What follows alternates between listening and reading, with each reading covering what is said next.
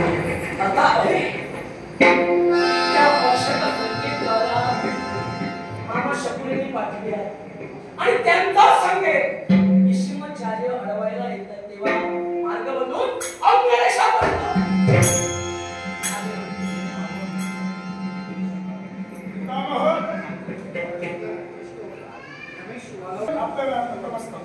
कल्याण होईल तुझं समाधान झाले पण आश्चर्य वाटू लागलं तुझ्या मार्गात उभा राहिलो हे तुला कळलंच असेल का ते काय चालू जायचे हनुमतीशी विवाह मला करायचा आणि म्हणूनच त्याच्यासाठी आटोकाट हे प्रयत्न चालले सुयोधन हस्तिनापुरची शान राखण्यासाठी आमच्या अनुमतीनं मामा शकुनीच्या सल्ल्यानुसार तुम्हा दोन विराळांच्या ठिकाणी पाठविलं त्या ठिकाणी सरोवर होता तो मनपसंतीचा मग ही जबरदस्ती करून तू काय घेऊन आला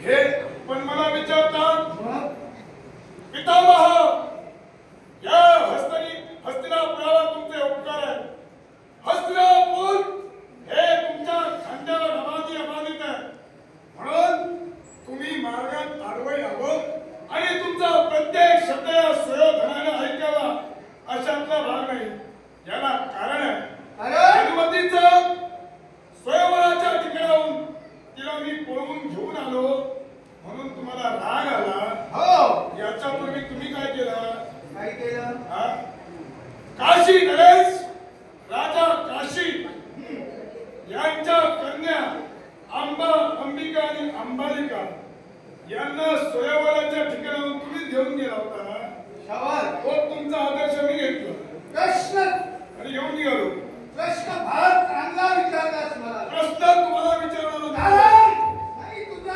संशय योग्य आहे त्याचं उत्तरही मी देतो कारण काशी राजाच्या तीन कन्या अंबिका अंबालिका त्यांचं सरोवर होतं त्या ठिकाणी जाऊन त्यांना मी घेऊन आलो पण तुला ज्ञातच आहे माझी प्रतिज्ञा हा ब्रह्मचारी आहे पण बाबारे त्या ठिकाणी मी का गेलो होतो तुम्हाला माझ्या अनुमतीने सरोवराला पाठविलं पण त्या ठिकाणी मी जो गेलो होतो तो या हस्तिनापूरच्या कुलाचाराच्या स्वाभिमानासाठी ज्या काशी राजानं देशोदेशीच्या राजकर्त्याला निमंत्रण दिलं पण त्यामध्ये होतं ते हस्तिनापूर मग ते का दिलं नाही हस्तिनापुराला निमंत्रण याचा जाब विचारण्यासाठी आणि तो जाब मिळाला नाही विचारू म्हणून त्याला घेऊन आलो होतो पण हिनं तुला पसंतीनं वरलं नव्हतं किंवा तिच्या शिवाय तुझं लग्न झालं नसतं कशावरून जबरदस्तीनं घेऊन तू कारण तुम्ही तुमच्या मुखातून मुखोद्गार बाहेर पडले हस्तिनापुराला निमंत्रण नाही म्हणून जाब विचारण्यासाठी तुम्ही तिथे गेला आणि काय केलं युद्ध तिथं केल्यानंतर त्या ठिकाणी घेऊन तुमच्या सोबत तुम्ही गेला त्यानंतर त्यांनी तुमच्याकडे मनधरणी केली आणि त्यांच्या सांगण्यावर बोलून तुम्ही पुन्हा त्यांना मागे पाठविलं पण मी तसं करणार नाही मी वेगळं करणार तिला जो स्वयंवर मंडपातून इथं घेऊन आलोय तो तिच्याशी विरोध होता सोहळ्यासाठी त्यांच्या दोन बहिणींचं लग्न माझ्या वंशाकडे लावून दिलं ते दिलं पण अंगाचं ते शालू राजासमोर होतं पण त्या शालूबानं तिचा धिक्कार केला त्या नाविलाज माझा पण ते जर का अगोदर मला तिने सांगितलं होतं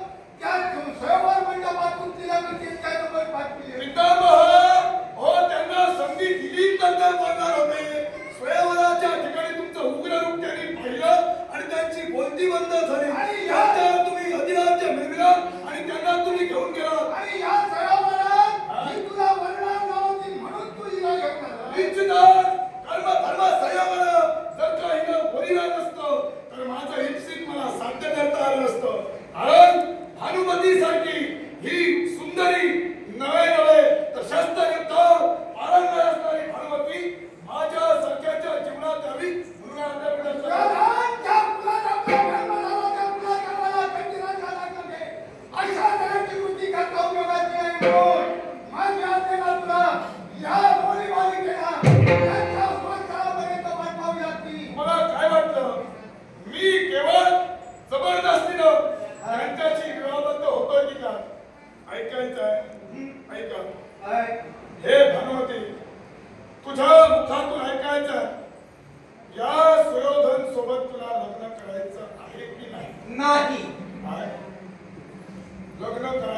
मी तुम्हाला बरोबर एकच सांगेन, पितामह भीष्म,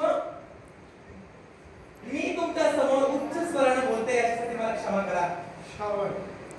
पण तरी सुद्धा आपल्या अनुमतीने आपल्या उपस्थिती आज मला या सुयोधनाला जाब विचारायचा. आणि म्हणूनच तर मला सांगा, आता या तुमच्या कृतीवरून तुम्ही हे सिद्ध केला की तुम्ही सुयोधन असून सुद्धा दुर्योधन काय ठरला. दुराचारी विचारांना मंडित होऊन मनापसंतीच्या स्वयंवरात तुम्ही धुडगूस घातलात आणि माझं व्यक्ती स्वातंत्र्य तुम्ही हिरावून घेतलात. मग मला सांगा, माझं व्यक्ती स्वातंत्र्य हिरावून घेण्याचा अधिकार तुम्हाला कोणी दिला? कारण तूच आहेस. मी ती कशी नाही? याला कारण तुझं सौंदर्य, याला कारण तुझं शौर्य, याला कारण तुझे पराक्रम.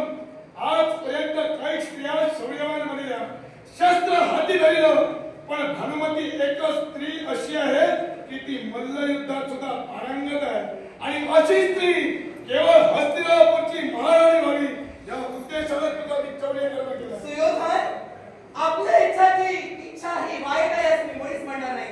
पण मला सांगा, जर हीच जर तुमची महत्वाकांक्षा होती आणि माझ्यासारख्या स्त्री समवेत जर तुम्हाला लग्न करण्याची इच्छा होती, तर ती तुमची इच्छा प्रत्यक्षाने माझ्यासमोर तुम्ही का मांडली नाही? स्वयंवर मंडपाच्या ठिकाणी प्रश्न उपस्थित करण्यास अनुमती नसते.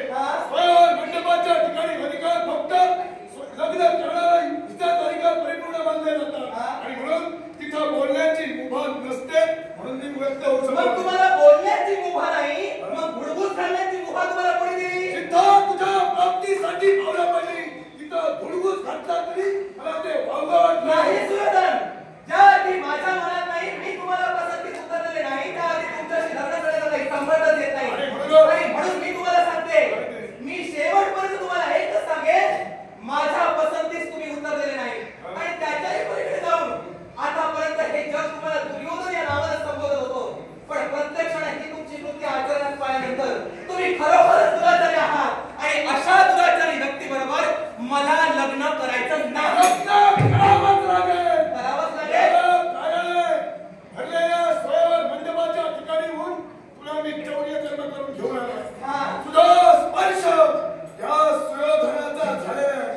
या पृथ्वीच्या पटांगणावर एकला वीरपुरुष नाही की तुझ्याशी यांच्या पुढे विवाहबद्ध होऊ शकत. आणि तुला माझीच व्हावी लागेल. म्हणजे तुम्ही जे केलं ते तुम्ही ठरवून केलं.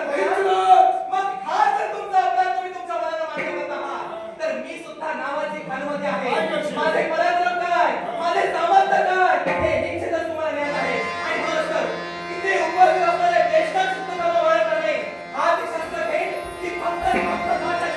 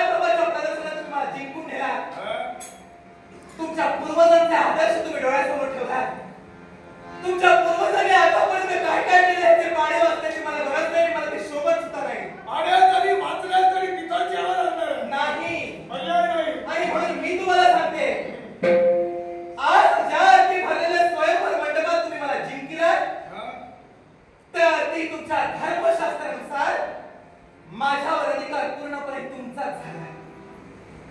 आता मी युद्ध करून तुम्हाला पराजित करून मी माघारी गेले असते. एवढं सामर्थ्याने एवढं पराक्रम या भानुमतीच्या हाती आहे तुम्हाला पूर्णपणे ज्ञात आहे. पण असं असलं तरी सुद्धा ज्या भरलेल्या स्वयंवर मंडपात तुम्ही माझाच नव्हे तर माझ्या पित्याचा अपमान केला, त्या माझ्या पित्याच्या नेत्रासमोर पुन्हा जाऊन त्यांच्या अपमानाचे कारण मी करून देणार नाही. आणि म्हणूनच तर माझं जीवन हे लज्जास्पद असून मी पुढे माझ्या पित्याच्या माघारी जाणार नाही. तर मी आता तुमच्याशी लग्न करणार आहे. लग्न करावंच लागेल. पण याला सुद्धा माझी एक अट आहे. तरच मी लग्न करेन. अट कोणती? एकच. सांग. आतापर्यंत समजू लागल्या दिनापासून जी माझी सखी सुप्रिया, माझ्यासाठी ती सुद्धा प्राणपणे लढली. माझ्यासाठी तिने स्वतःच्या प्राणांचा विचार केला नाही. आणि म्हणून मी माझं हित साधत असताना, माझ्या मनात नसताना सुद्धा हित साधत असताना मी माझ्या मैत्रिणीचं दुःख आणि मैत्रिणीचं अहित कधीही साधणार नाही. आणि म्हणून या भानुमतीची एकच इच्छा आहे, हे सुयोधन, माझ्याशी जर तुम्हाला विवाह करायचा असेल तर माझ्या सोबत माझ्या सुप्रियेबरोबर सुद्धा तुम्हाला लग्न करावं लागेल. इतरांच्या कोणत्याही अटीची मी परिपूर्तता करेन. या अटीची परिपूर्तता माझ्याकडून होणार नाही. का? याला कारण आहे, मी मनाने केवळ नेत्रासमोर मी तुला पाहिलं. माझी अर्धांगिनी, माझी सौभाग्यवती, माझी धर्मपत्नी म्हणून मी फक्त तुला पाहिलं. आणि म्हणूनच केवळ तुझ्या व्यतिरिक्त इतर कोणत्याही स्त्रीचा मी स्वीकार करू शकत नाही. आणि म्हणूनच या स्त्रीचा मी स्वीकार करू शकत नाही. वा, आता खरे माझ्या मनात तुम्ही पसंतीस पाडला. कारण माझ्या सखीचा स्वीकार करून तुमच्या संसारात तुम्हाला सौती मत्सर करायचा नाही. होयच नाही. माझ्याशिवाय इतरत्र स्त्रीचा तुम्हाला विचारही करायचा नाही. नाही. मग ठीक आहे, तुम्ही जर माझं हित साधण्यासाठी, आपलं संसाराचं हित साधण्यासाठी माझ्या सखीसोबत जर तुम्ही लग्न करू शकत असाल तर मी तुमच्या समोर एक पर्याय ठेवते. पर्याय? माझ्या सखीचं हित साधण्यासाठी, माझं अपहरण करण्यासाठी ज्या तुमच्या मित्राने तुम्हाला सहकार्य केलं ते अंगदेशी ते राज करते अंगराज कर्ण यांच्याशी माझ्या सुप्रिया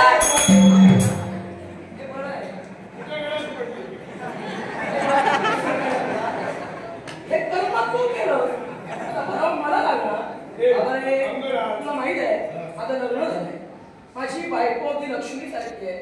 हे संसारात तुझ्या भांडण तुला नको वाटते ना, तसं माझ्या संसारात भांडण नको वाटल्यास तिला सोडून हे जमणार नाही. जमत नसेल सोडून घे. तू काय मी लग्न करणार नाही. एवढी ओरडण करून घेऊन आलो. तुझ्यासाठी केलं आणि तुला काही वाटत नाही. तिला एकटीला थांबतो. ओढा तरी ती कुठून आली कुठं? अरे आली ती आली, पण ही साधी नाही रे, ती तिखट मिरची.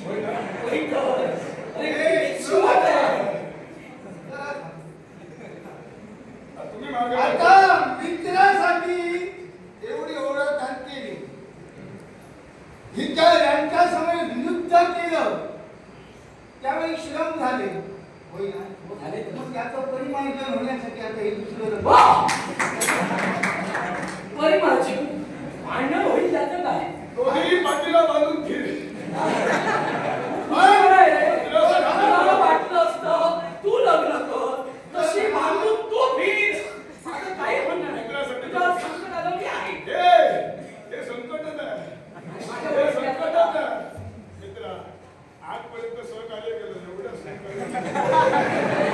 काय अरे लग्न ते मित्रांच्या समोर तरी नाही म्हणू नकोस. उसारीला काय सांगू? काहीतरी कारण सांग. काय सांगू? या लग्नाला संमती मी का देतोय? हिच्या मुखातील, भानुमतीच्या मुखातील शब्द आज पुरुषाच्या चारित्र्यापेक्षा स्त्री चारित्र्य शतपटीनं गहन आहे. या हिनं परतून लागते. तुम्ही स्वयंवरातून आणलात म्हणून मोठे नाही, पण तिच्यासाठी जेवढं सामर्थ्य होतं ते आज तिनं पणाला लावलं. पण स्त्रीचं चारित्र्य काय हे जन्मानसाला लागलेलं कारण स्त्रीचं जीवन एक काचेचं भांड. एक वेळ तलाक घेण्याची ती सांगता येत नाही. तिचं जीवन तिला पळून आणलं शिवराज पण पुन्हा ती बाप्पा घरी जाऊ शकत नाही कारण एक कार्य बरोबर आहे. तिचं सामर्थ्य तुम्ही पाहिलं, तिचं मी पाहिलं सामर्थ्य. होय ना हे सामर्थ्य चांगलं आहे नाही म्हणत नाही. तुमच्या शब्दाचा वेळ मी करणार नाही. तुम्ही म्हणता हे फक्त माझ्यासाठी अजून तुला काय काय करावं लागेल सांगता येत नाही. मला खायला मग आता वेळ नको. मगाशी भांडलीच खूप. आता तेवढी संसारात म्हणू नको म्हणजे झालं.